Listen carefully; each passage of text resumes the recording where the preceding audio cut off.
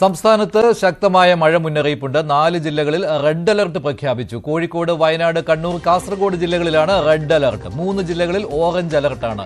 വടക്കൻ ജില്ലകളിൽ അതിശക്തമായ മഴ പെയ്യും. തമിഴ്നാട്, കർണാടക സംസ്ഥാനങ്ങളിലും കനത്ത മഴ തുടരുകയാണ്.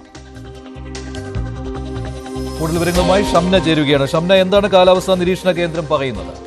മഞ്ജുഷ്, വരും ദിവസങ്ങളിൽ അതിശക്തമായ മഴയുണ്ടാകും. പ്രത്യേകിച്ച് വടക്കൻ ജില്ലകളിൽ അതിശക്തമായ മഴയായിരിക്കുമെന്നാണ് ഇപ്പോൾ കാലാവസ്ഥാ വകുപ്പ് നൽകുന്ന മുന്നറിയിപ്പ്. ഇന്ന് 4 ജില്ലകൾക്ക് റെഡ് അലർട്ടാണ്. കോഴിക്കോട്, വയനാട്, കണ്ണൂർ, കാസർഗോഡ് ജില്ലകൾക്ക് റെഡ് അലർട്ടും ഒപ്പം തൃശൂർ, പാലക്കാട്, മലപ്പുറം ജില്ലകൾക്ക് ഓറഞ്ച് അലർട്ടുമുണ്ട്. തിരുവനന്തപുരം, കൊല്ലം ഒഴികെയുള്ള മറ്റ് ജില്ലകൾക്ക് യെല്ലോ അലർട്ടുമാണ്. അങ്ങനെ 12 ജില്ലകൾക്കും സംസ്ഥാനത്ത് ഇന്ന് മഴ മുന്നറിയിപ്പ് നൽകിയിട്ടുണ്ട്. ഒപ്പം തന്നെ നാളെയും ശക്തമായ മഴയുണ്ടാകും. 24-ാം തീയതി വരെ മഴ കനക്കും. 24-ന് അല്ലെങ്കിൽ 24-ന് ശേഷം കേരളത്തിൽ മൺസൂൺ എത്തുമെന്നാണ് ഇപ്പോൾ മുന്നറിയിപ്പുള്ളത്.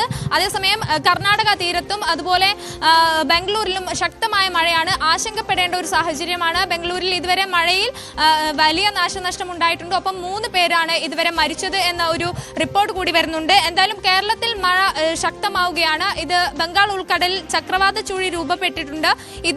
ഇതിന്റെ ഫലമായാണ് മഴ ശക്തമാകുന്നത്.